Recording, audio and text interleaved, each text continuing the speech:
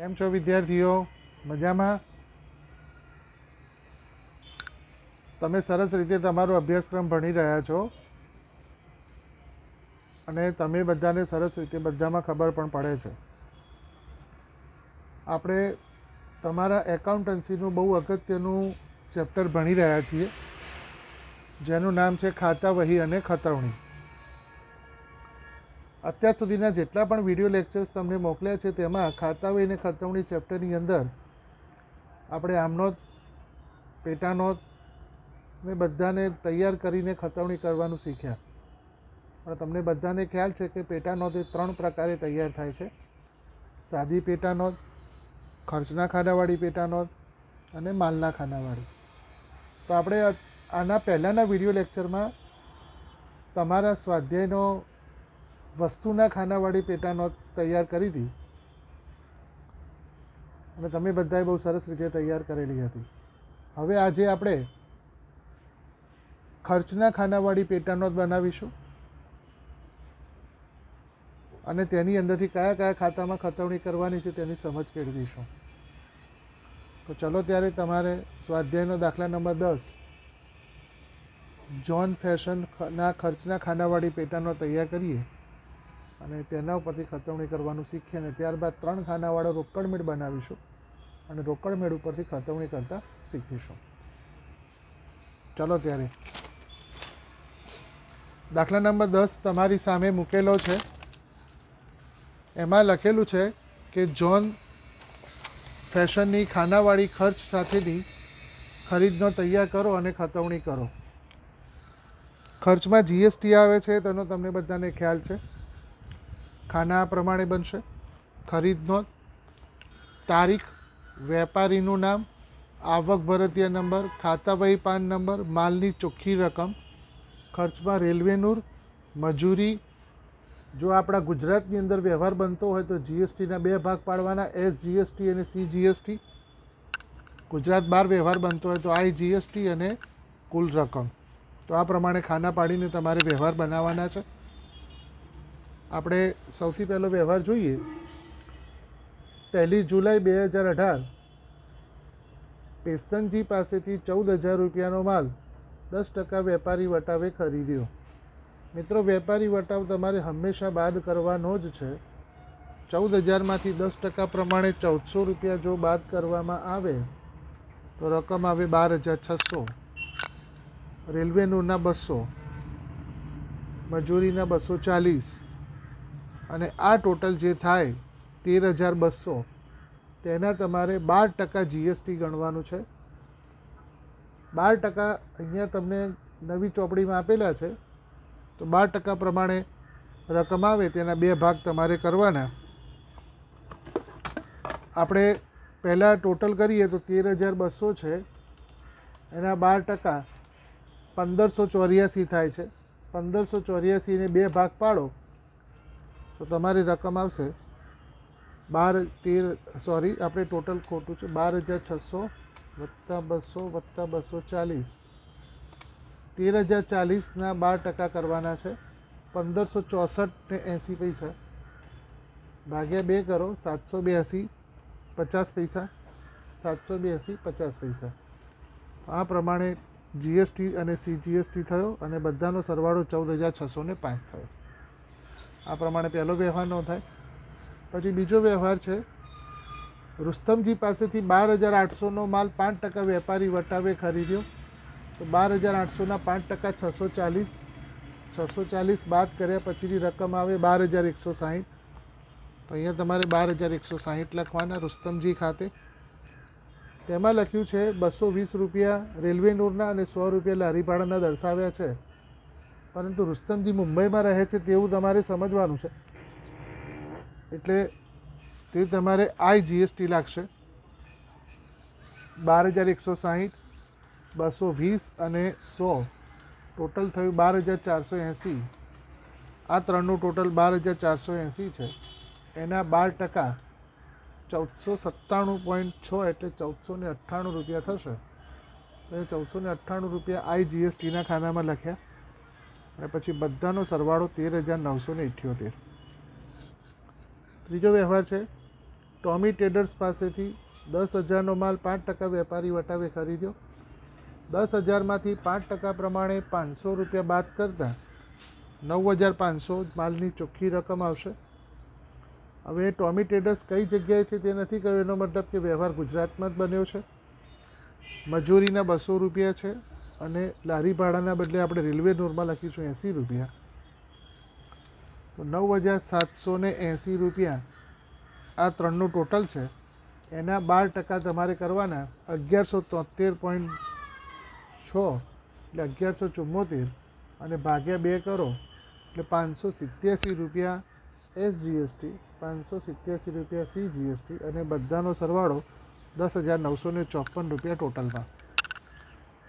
તો આ પ્રમાણે તમારે 3 વ્યવહારો સાથેની ખર્ચના ખાનાવાળી પેટા નોંધ પૂરી થઈ.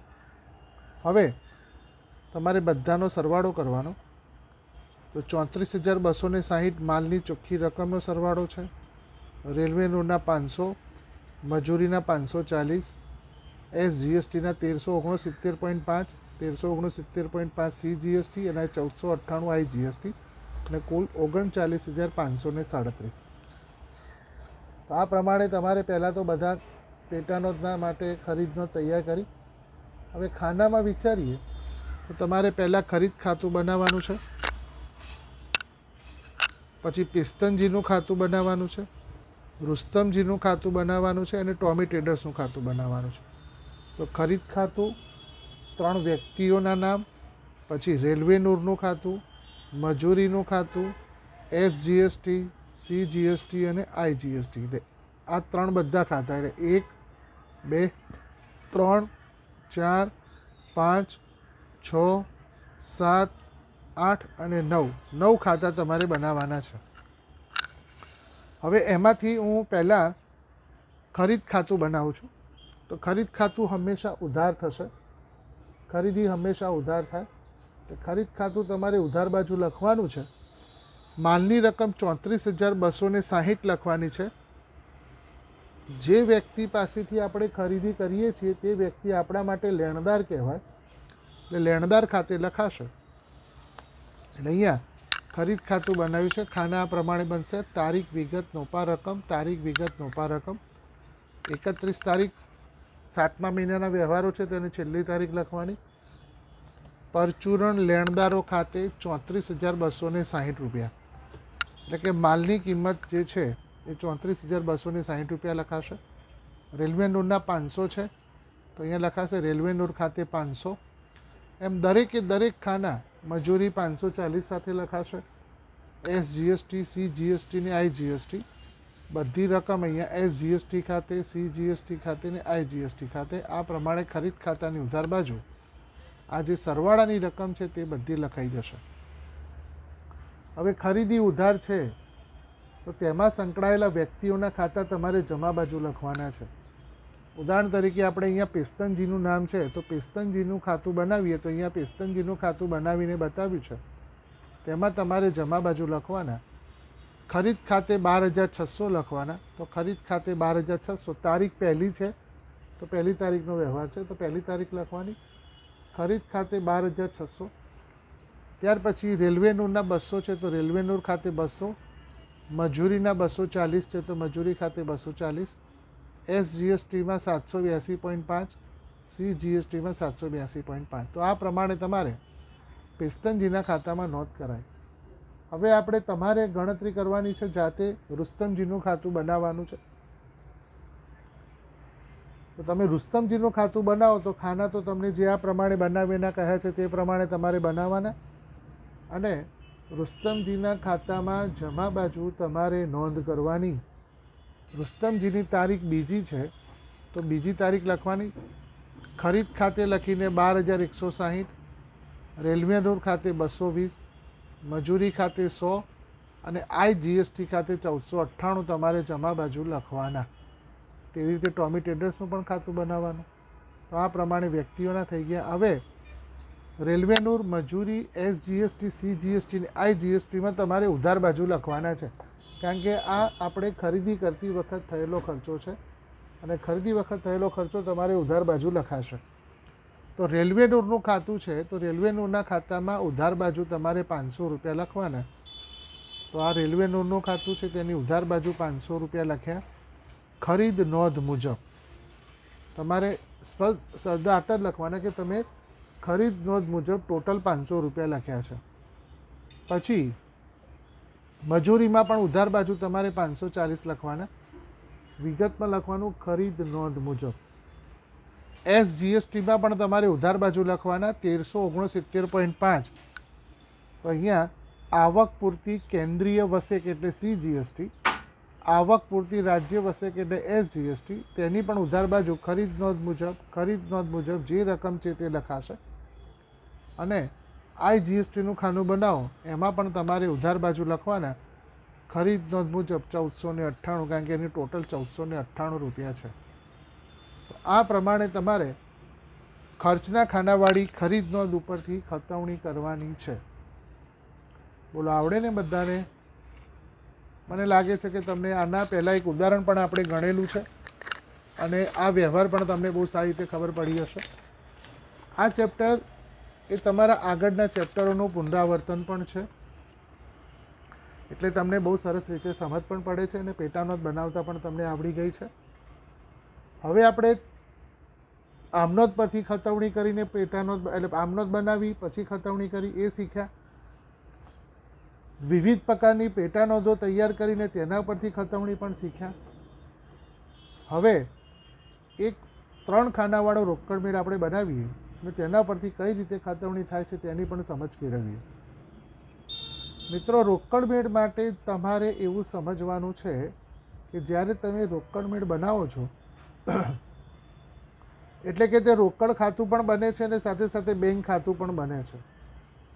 આપણે આગળ વાત કરી હતી જ્યારે રોકડ મેળ ચેપ્ટર ચાલુ કર્યું ત્યારે કે રોકડ મેળ એ આમનોંધ અને પેટાનોંધનો એટલે કે રોકડ મેળ એ આમનોંધ અને રોકડ ખાતાની ગરજ સારે છે. એટલે કે જ્યારે તમે રોકડ મેળ બનાવો છો ત્યારે તમે આમનોંધ પણ લખી રહ્યા છો તેમ સમજવામાં આવે છે અને સાથે સાથે રોકડ ખાતું પણ બનાવી રહ્યા છો તેમ તમારે સમજવાનું છે. તો ચલો ત્યારે બધા તમારા 12મા નંબરનો દાખલો છે. મહાશંકર સ્ટોર્સની માહિતીના આધારે 3 ખાનાવાળો રોકડ મેળ. તો અહીંયા 3 ખાનાવાળા રોકડ મેળ માટે ખાના બનાવ્યા છે. મહાશંકરના ચોપડે 3 ખાનાવાળો રોકડ મેળ. તારીખ આય રોકડ બેંક વટાવ, તારીખ વ્યય રોકડ બેંક વટાવ. આ ઉધાર બાજુ છે અને આ જમા બાજુ છે. તો ઉધાર અને જમા બંને બાજુ તમારે લખી. જ્યારે રોકડ મેળ તમે તૈયાર કરતા હો ત્યારે શરૂઆતની રોકડ શિલ્લક અને બેંક શિલ્લક ઉધાર બાજુ લખાશે અને શરૂઆતનો બેંક ઓવરડ્રાફ્ટ તમારે જમા બાજુ લખવાનો છે. શરૂઆત જોઈએ દાખલામાં. રોકડ શિલ્લક 30,000 અને બેંક શિલ્લક 42,000.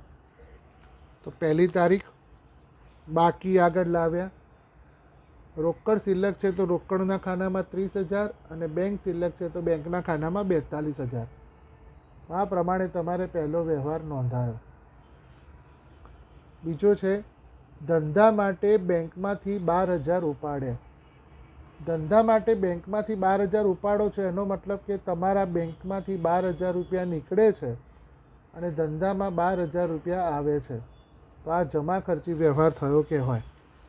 તો 12,000 રૂપિયા બેંકમાંથી જમા બાજુ લખવાના અને ઉધાર બાજુ 12,000 રોકડના ખાનામાં લખવાના.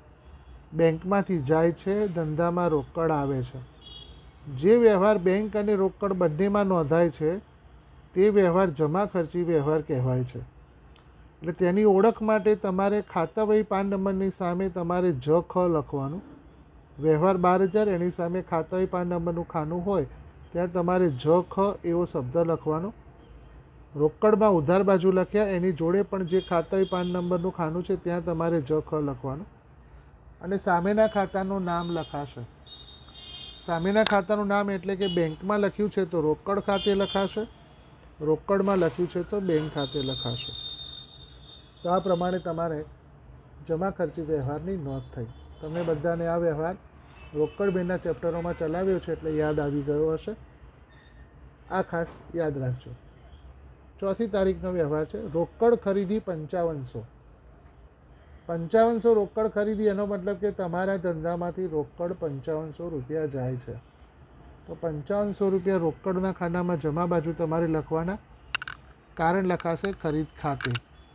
તો 5500 ખરીદ ખાતે જમા બાજુ લખાય. રોકડ વેચાણ 16000. એનો મતલબ કે રોકડ તમારા ધંધામાં 16000 રૂપિયા આવે છે. વેચાણ ખાતે નોંધ થશે. ઓફિસ સ્ટેશનરી માટે 5 તારીખનો વ્યવહાર છે. ઓફિસની સ્ટેશનરીની ખરીદી પેટે 1200 રૂપિયાનો ચેક આપ્યો, એટલે કે તમારા બેંકમાંથી 1200 રૂપિયા જાય છે. તો જમા બાજુ બેંકના ખાનામાં 1200 રૂપિયા લખાશે. સ્ટેશનરી ખર્ચ ખાતે. 8 તારીખનો વ્યવહાર છે. શિવશંકરને 4515ના દેવા પેટે 4500 રૂપિયાનો ચેક ચૂકતે હિસાબે આપ્યો. તમે 4500 રૂપિયા આપો છો, ખરેખર તમારે 4515 ચૂકવવાના છે, એટલે કે 15 રૂપિયા તમને ફાયદો થાય છે. તો 4500 બેંકના ખાનામાં, 15 રૂપિયા વટાવના ખાનામાં. તમે શિવશંકરને આપો છો એટલે અહીંયા શિવશંકર ખાતે લખાશો. તારીખ 8. 9 તારીખનો વ્યવહાર છે. દેવશંકર પાસેથી 16200ના લેણા પેટે 6000 રૂપિયાનો ચેક રોકડા અને 10000નો ચેક ચૂકતે હિસાબે મળ્યો. તમારે દેવશંકર પાસે 16200 લેવાના છે, તેમાંથી તમને 6000 રૂપિયા રોકડા મળે છે, 10000નો ચેક મળે છે, 400 રૂપિયા 200 રૂપિયા તમને મળતા નથી. તો અહીંયા 6000 રૂપિયા રોકડના ખાનામાં, 10000 રૂપિયા બેંકના ખાનામાં અને 200 રૂપિયા વટાવના ખાનામાં. દેવશંકર નાણાં આપનાર છે એટલે દેવશંકર ખાતે લખાશે. તારીખ 9/10. ત્યાર પછી લખ્યું છે વર્તમાન પત્રમાં જાહેરાત માટે ઉમાશંકર ન્યૂઝ એજન્સીને 2100 રૂપિયાનો ચેક આપ્યો. તો તમે ઉમાશંકર ન્યૂઝ એજન્સીને ચેક આપો છો, પરંતુ તેની પાછળનો આશય જાહેરાત કરવા પાછળનો છે. તો જાહેરાત ખર્ચ ખાતે લખાશે અને ચેક છે એટલે બેંકના ખાનામાં જમા બાજુ નોંધાશે. તો 2100 રૂપિયા બેંકના ખાનામાં લખ્યા, જાહેરાત ખર્ચ ખાતે નોંધ આ રીતે તમારે થશે. ત્યારબાદ દુકાનનું લાઇટ બિલ 2200 અને ઘરનું લાઇટ બિલ 1200 ધંધામાંથી ચૂકવી. બંને અલગ અલગ વ્યવહાર છે. દુકાનનું લાઇટ બિલ વીજળી ખર્ચ ખાતે લખાશે. તો 11 તારીખ વીજળી ખર્ચ ખાતે 2200 રૂપિયા રોકડના ખાનામાં. પરંતુ ઘરનું લાઇટ બિલ એ ઉપાડ કહેવાશે, કારણ કે તે અંગત ખર્ચ છે અને અંગત ખર્ચ માટે અહીંયા ઉપાડ ખાતું શબ્દ વાપરીને તમારે 11 તારીખ ઉપાડ ખાતે 1200 રૂપિયા જમા બાજુ રોકડ જાય છે એટલે લખાશે. છેલ્લો વ્યવહાર છે. પ્રેમશંકરે 8680નું ખાતું 8600 રોકડા ચૂકવી ચૂકતે કર્યું. તમને 8600 રૂપિયા મળે છે, 60 રૂપિયા 80 રૂપિયા મળતા નથી, જે તમારા માટે વટાવ છે. તો 8600 રોકડમાં ઉધાર બાજુ, વટાવના ખાનામાં 80, પ્રેમશંકર ખાતે. તો આ પ્રમાણે તમારી નોંધ થઈ. તો મિત્રો, તમારો 12મો દાખલો આ પ્રમાણે 3 ખાનાવાળો રોકડ મેળ પૂરો થયો. ફરીથી તમને યાદ કરાવી દો, રોકડ મેળ બનાવવા માટેનો નિયમ: રોકડ આવે તો ઉધાર અને રોકડ જાય તો જમા. તો એ પ્રમાણે તમારે નોંધ કરવાની છે. હવે તમારે બધાનો સરવાળો કરવાનો. રોકડની હંમેશા ઉધાર બાજુનો સરવાળો વધારે આવશે. તો રોકડની ઉધાર બાજુનો સરવાળો 72600 છે. જમા બાજુ 72600 મૂકતા તેમાંથી ઉધાર જમા બાજુ લખેલી 5500 રૂપિયા, 2200 અને 1200 તમારે બાદ કરવાના છે. ઉધાર બાજુના 72600 જમા બાજુ મૂકવાના. તેમાંથી જમા બાજુ લખેલી 3 રકમો તમારે બાદ કરવાની. તફાવત 63700 આવે છે, જેના માટે શબ્દ લખાશે બાકી આગળ લઈ ગયા, આખરની સિલક. તે રીતે બેંકની પણ ઉધાર બાજુનો સરવાળો 52000 રૂપિયા છે.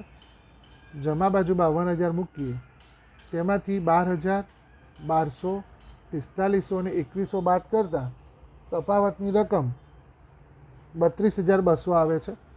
તો એ રકમ પણ તમારે બેંકની સિલક કહેવાશે, જેના માટે તમારે બાકી આગળ લઈ ગયા શબ્દ જ વાપરવામાં આવે છે. બેંકની કોઈ પણ બાજુનો સરવાળો વધારે હોઈ શકે છે. આ દાખલામાં ઉધાર બાજુનો સરવાળો વધારે છે. કોઈ દાખલામાં જમા બાજુનો પણ સરવાળો વધારે હોઈ શકે. જો ઉધાર બાજુ તફાવત પડે તો એ બેંક ઓવરડ્રાફ્ટ કહેવાય. જમા બાજુ તફાવત પડે તો એ બેંક સિલક કહેવાય. આ પ્રમાણે તમારે બેંકમાં કોઈ પણ પરિસ્થિતિ હોઈ શકે છે. વટાવનો સરવાળો જ કરવાનો છે. વટાવની બાકી શોધવાની નથી. આ બરાબર તમે યાદ રાખજો.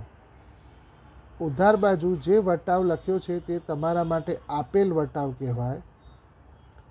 જમા બાજુ જે વટાવ લખ્યો છે તમારા માટે મળેલ વટાવ કહેવાય. તો આપેલ વટાવ અને મળેલ વટાવની રકમનો માત્ર સરવાળો કરવાનો છે. ઉધાર બાજુ લખેલા વટાવનો સરવાળો 280 થાય છે. જમા બાજુ લખેલા વટાવનો સરવાળો 15 થાય છે. અને આ પ્રમાણે મહાશંકરના ચોપડે 3 ખાનાવાળો રોકડ મેળ પૂરો થયો. હવે આપણું ચેપ્ટર શરૂ થાય છે કે આમાંથી તમારે કયા ખાતા બનાવવાના છે. તો હવે આપણે ખાતા કયા બનાવવાના છે એની વાત કરીએ તો સ્પષ્ટ રીતે તમારે યાદ રાખવાનું છે કે જ્યારે તમે 3 ખાનાવાળો રોકડ મેળ બનાવો તો એના ઉપરથી તમારે રોકડ અને બેંકનું ખાનું ક્યારેય બનાવવાનું નથી.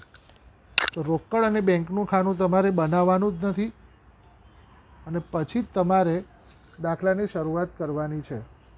તો અહીંયા આપણે કયા કયા ખાતા બનશે તેની વાત કરીએ તો સૌથી પહેલાં તમારે વટાવનું ખાનું બનાવવાનું. વટાવ ઉધાર બાજુ છે એટલે આપેલ વટાવનું ખાતું બનશે. જમા બાજુ જે વટાવ છે તે મળેલ વટાવનું ખાતું બનશે. રોકડ અને બેંકનું ખાનું બનાવવાનું નથી. પછી જેટલા પણ નવા નામ છે જેમ કે વેચાણ શબ્દ છે તો વેચાણ ખાતું બનશે, દેવશંકરનું ખાતું બનશે, પ્રેમશંકરનું ખાતું બનશે. તો વટાવ, વેચાણ, દેવશંકર અને પ્રેમશંકર એ ઉધાર બાજુ થયેલા મળ્યા. જમા બાજુમાં મળેલ વટાવ, પછી ખરીદ ખાતું, સ્ટેશનરી ખર્ચ, શિવશંકર, જાહેરાત ખર્ચ, વીજળી ખર્ચ, ઉપાડ. તો આટલા ખાતા તમારે આમાંથી બનાવવાના છે.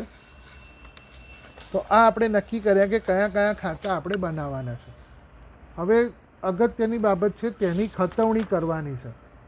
તો ખતવણી કરતી વખતે તમારે ધ્યાન રાખવાનું કે જ્યારે તમે રોકડ મેળ ઉપરથી ખતવણી કરો છો ત્યારે તમારે પહેલાં વટાવનું ખાનું બનાવવાનું રહેશે અને વટાવનું ખાનું બન્યા પછી જ તમારે આગળ બીજા ખાના બનાવવાના છે. બરાબર? તો આપેલ વટાવ હંમેશા ઉધાર લખાય એટલે તમારે આપેલ વટાવના ખાતામાં ઉધાર બાજુ તમારે નોંધ કરવાની છે. હું તમને અહીંયા ગણતરી બતાવું કે આપેલ વટાવનું ખાતું અહીંયા 280 રૂપિયાથી નોંધેલું છે. 200 રૂપિયા દેવશંકરના છે અને 80 રૂપિયા પ્રેમશંકરના છે. આપેલ વટાવ ખાતાની ઉધાર બાજુ 9 તારીખે દેવશંકરના 200 છે તો અહીંયા 9 તારીખ સાથે દેવશંકર ખાતે લખાશે. 12 તારીખે પ્રેમશંકરના નામ સાથે 80 રૂપિયા તો પ્રેમશંકરના નામ સાથે 80 રૂપિયા લખાશે. આ રીતે તમારે વટાવ પરના ખાનાની નોંધ થઈ. હવે બીજી વાત કરીએ મળેલ વટાવના ખાતાની. તો મળેલ વટાવ જમા બાજુ લખાશે કારણ કે તે આવક છે. તો જમા બાજુ 15 રૂપિયા છે શિવશંકરના 8 તારીખે. તો મળેલ વટાવની જમા બાજુ તમારે 8 તારીખ શિવશંકર ખાતે 15 રૂપિયા લખવાના છે. આ પ્રમાણે બે વટાવના ખાનાની નોંધ જે બાજુ છે તે બાજુ લખાશે. ઉધાર બાજુ વટાવ છે તો ઉધાર બાજુ લખાશે અને જમા બાજુ વટાવ છે તો જમા બાજુ લખાશે. વટાવમાં આટલું યાદ રાખવાનું. પરંતુ અન્ય જેટલા પણ બીજા ખાતા છે તેમાં તમારે યાદ રાખવાનું છે કે વિરુદ્ધ બાજુ અસર થશે.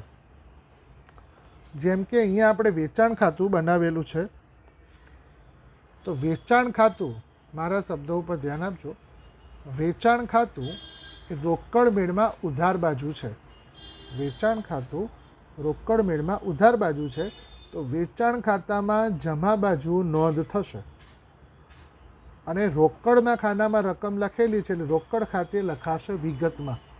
તો અહીંયા વેચાણ ખાતું બનાવ્યું છે. વેચાણ ખાતાની જમા બાજુ 16,000 રૂપિયા લખ્યા. રોકડના ખાનામાં રકમ લખેલી છે એટલે રોકડ ખાતે લખાશે. તો આ પ્રમાણે તમારે વેચાણ ખાતાની નોંધ થઈ. એવી રીતે તમારે જો દેવશંકરના ખાતામાં ખતવણી કરવી હોય તો દેવશંકરનું ખાતું રોકડ મેળમાં ઉધાર બાજુ છે. રોકડ મેળમાં ઉધાર બાજુ દેવશંકર નામ લખેલું છે. તો દેવશંકરના ખાતામાં તમારે જમા બાજુ નોંધ કરવાની. 3 ખાનામાં રકમ લખેલી છે. તો દેવશંકરના ખાતાની જમા બાજુ તમારે લખવાના રોકડ ખાતે 6000, બેંક ખાતે 10,000 અને વટાવ ખાતે 200. તો અહીંયા આપણે જુઓ દેવશંકરનું ખાતું બનેલું છે તેની આ જમા બાજુ રોકડ ખાતે 6000, બેંક ખાતે 10,000 અને વટાવ ખાતે 200 લખેલા છે. તો આ પ્રમાણે તમારે દેવશંકરના ખાતામાં નોંધ થઈ.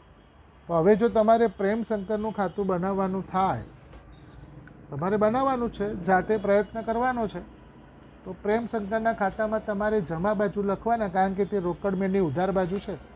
તો પ્રેમશંકરના ખાતામાં જમા બાજુ તમારે લખવાના રોકડ ખાતે 8,600 અને તમે પ્રેમશંકરમાં ખતવણી કરી દીધી તેમ કહેવાય.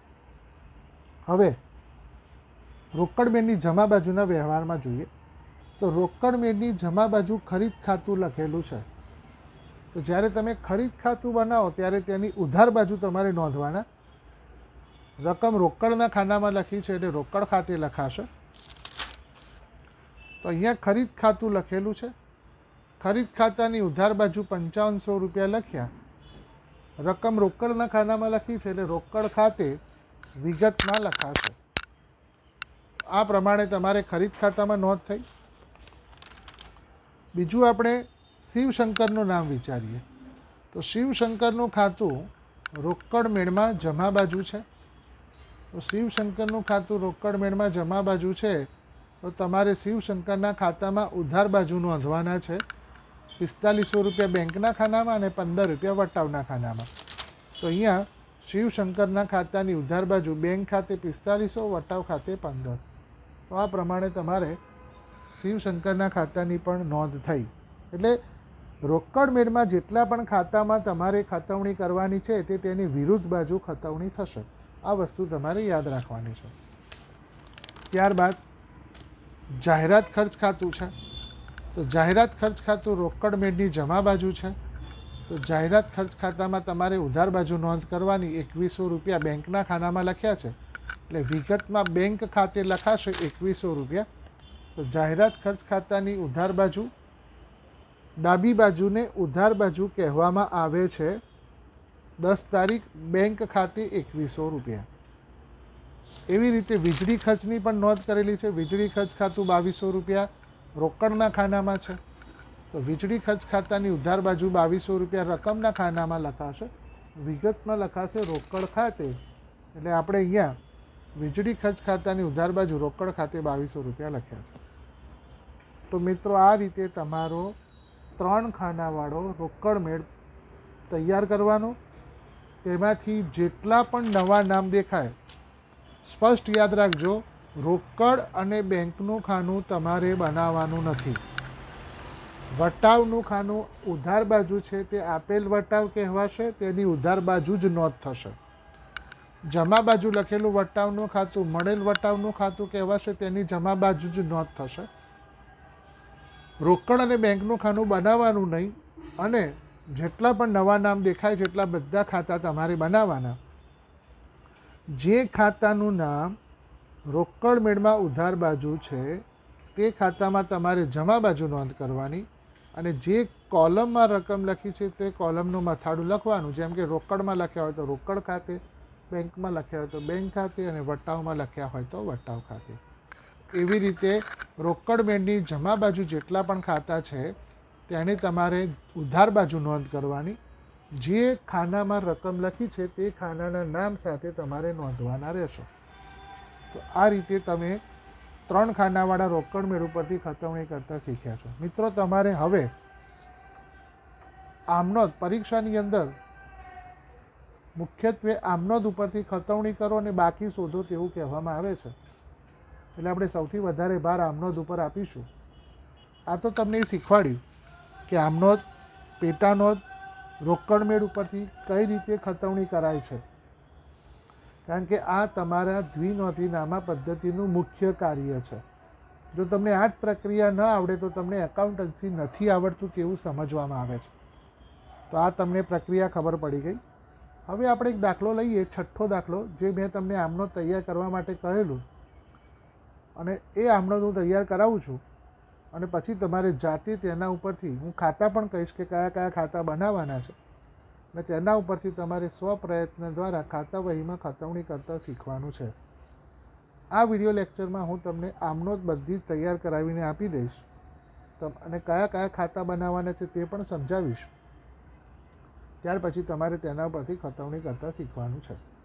તો તમે ચોપડીમાં 244 નંબરનું પેજ કાઢો, 244, એમાં છઠ્ઠો દાખલો છે. પંચાલ સ્ટોર્સના ચોપડે આમનોંધ તૈયાર કરી ખાતા વહીમાં જરૂરી ખાતા ખોલી ખતવણી કરો. તો પંચાલ સ્ટોર્સના ચોપડે તમારે ખાતા વહી આમનોંધ બનાવવાની છે.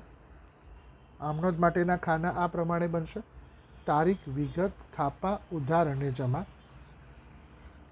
1 એપ્રિલનો વ્યવહાર છે. ₹40,000 રોકડા અને 20,000નું ફર્નિચર ધંધામાં લાવ્યા.